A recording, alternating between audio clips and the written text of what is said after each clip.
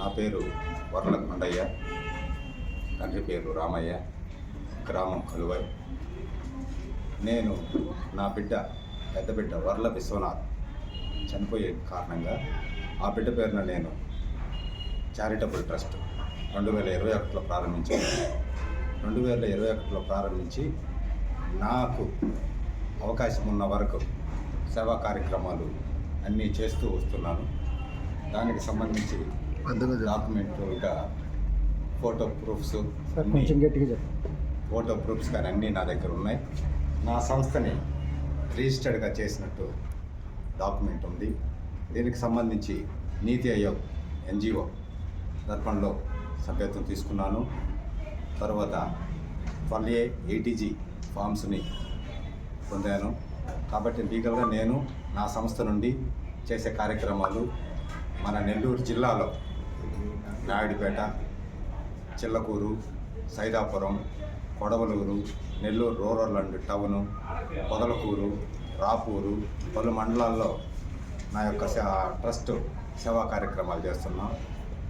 ఒక పేద ప్రజలకే కాకుండా పాఠశాలలోని విద్యార్థులకు కూడా ఎన్నో వసతులు కలిగిస్తున్నాను. విద్యార్థుల చదువు రీత్యా వాళ్ళని ఉత్సాహపరిచేందుకు ఆగస్టు 15 లాంటి రోజుల్లో వారికి బహుమతి ప్రదానాలు ఎన్నో చేశాను. లాస్ట్ 3 days బ్యాక్ కూడా ఆగస్టు 15న కలువాయి మండల ZP హై స్కూల్లో బహుమతి ప్రదానాలు చేశాను. ఈ విధంగా చేసుకుంటూ వస్తున్నాను.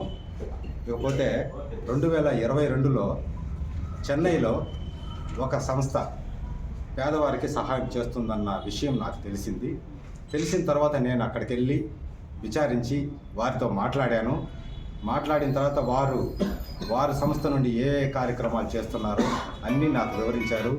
పెళ్ళిళ్ళకి, చావులకి, తర్వాత ఇంకేదైనా విద్యా సంబంధించి స్కూల్ ఫీజులకి, ఇటువంటి వాటన్నిటికీ ఆ సంస్థ నుండి సహాయాలు అందుబాటు అవుతున్నాయి. ఇక్కడ ఆంధ్ర వాళ్ళకు కూడా కొంతమందికి పెళ్ళిళ్ళకి కానీ, చావులకు కానీ, స్కూల్ పిల్లలకు కానీ, యూనిఫాములకు కానీ అన్నీ ఎన్నో సహాయ సహకారాలు వాళ్ళు అందించారు. వారు సంస్థలో సభ్యత్వం చేసుకోమన్నారు. ఇట్లా మా నుండి సహాయ సహకారాలు అందాలంటే మా సంస్థలో సభ్యత్వం పొందమన్నారు. ఆ సభ్యత్వ రుసుము మాత్రం తీసుకున్నారు. మా సంస్థ నుండి ఏదైనా మా వ్యాపారాలు కానీ ఏదైనా అందుబాటు అయిందంటే మేము ఆర్థిక సహాయం కూడా చేస్తాము. అది లక్షల్లో కావచ్చు, వేలల్లో కావచ్చు, ఏదైనా కావచ్చు. మా సంస్థ బెనిఫిట్ అయిన కాడికి మా సంస్థలో ఉన్న సభ్యులకి మేము ఆర్థికంగా సాయం చేస్తామని కూడా చెప్పారు. చెప్పిన తర్వాత 2022 నుండి ఆ సంస్థలో నాకు తెలిసి నేను నా కుటుంబాన్ని ఆ సంస్థలో నేను సభ్యత్వం పొందిన తర్వాత నా స్నేహితులకి, తెలిసిన వాళ్ళకి ఈ విధంగా చెన్నైలో వేరే సంస్థ వారు Theeran charitable trust and VI enterprises అనే వాళ్ళ సంస్థలు వాళ్ళు ఆర్థికంగా సహాయం చేస్తామన్నారు.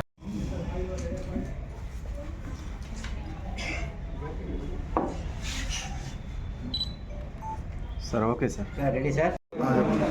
ఇప్పుడు వాళ్ళకి ఏం చెప్పగలుగుతున్నారు? వారికి కట్టిన సభ్యులందరికీ ఎవరు ఏ నష్టపోవద్దు.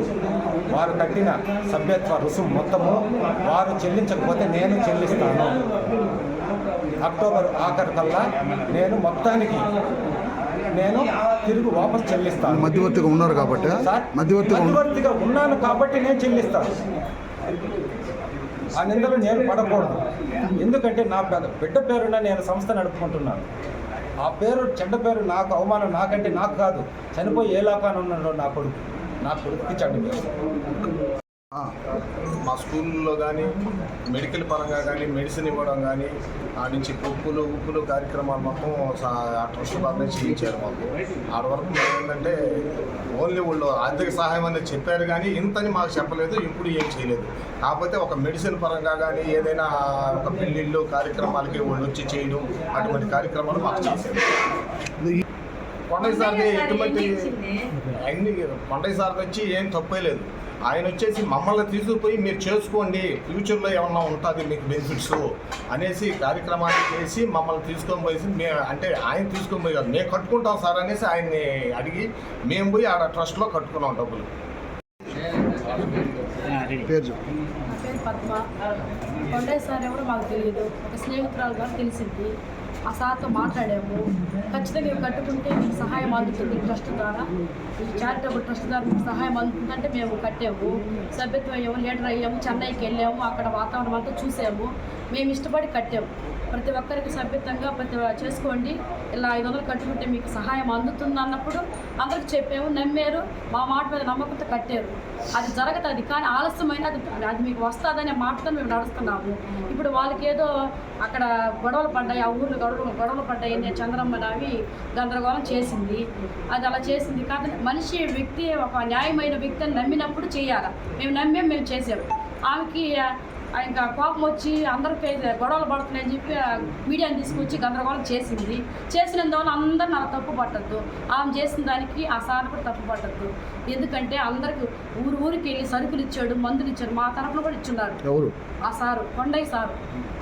చెన్నై సార్ మాకు తెలియదు, కొండయ్య సార్ ద్వారా మేము చెన్నైకి వెళ్ళాము, ఇన్ని చేసాము. అన్ని చేసినప్పుడు ఆయన ద్వారా మాకు సహాయం అందుతున్న నమ్మకంతో మేము ఇంతవరకు నడిపిస్తున్నాం.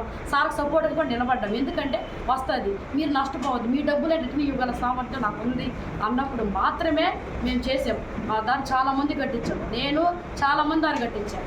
ఇప్పుడు ఆ అమ్మాయి ఇప్పుడు చేసింది కూడా నా తరపున అమ్మాయి, నా ద్వారా. ఇప్పుడు నన్ను కూడా ఏమంటుంది, నువ్వు కూడా నష్టపోతావు, తీసేసుకోవాలన్నది. కానీ నేను నష్టపోను. నేను చెప్పింది ఏంటి, నేను కట్టుకోమని చెప్పా, నువ్వు డ్యూటీలు మానేసి 1000 మందికి కట్టించావు, నేను నాశనం అయిపోయానని చెప్పావు. మరి అలాంటప్పుడు నాది ఎందుకు అవుతుంది బాధ్యత? నీకు నచ్చలా నువ్వు తీసేసుకో, మమ్మల్ని ఇన్వాల్వ్ చేయొద్దు. మేము ఆ సార్ని నమ్మాము, చెన్నైకి వెళ్ళి చూసాము, ఇది జరుగుతుందని నమ్మాము. లేదంటే అసలైన ఇచ్చేస్తామన్నారు. మీరు ఇన్వాల్వ్ మీకు వద్దనుకున్నారు కదా, వెళ్ళిపోండి. నాకైతే నన్ను అయితే పిలవద్దు, నా తరపున ఉండేవాళ్ళు పిలవద్దు. ఇది మాత్రం నాకు తెలుసు.